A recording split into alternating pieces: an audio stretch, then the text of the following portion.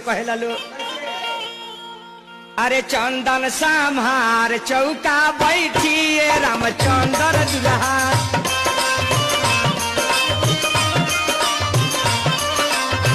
तिलक लेके अइले मेहमान लखन दुल्हा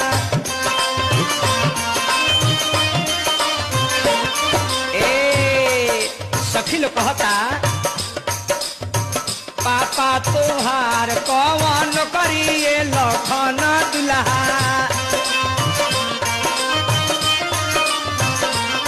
लक्ष्मण जी मुस्कुराए कहते कि हमार पिताजी पिता हमारे जिम्मेदार हो अम्मा के लिए पिता हमारे जिम्मेदार हो अम्मा के लिए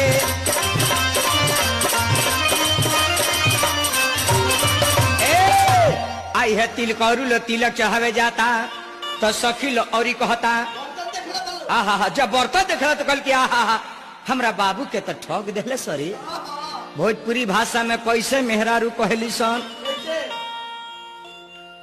अरे वैसा ऐसा बर्तन हम धगर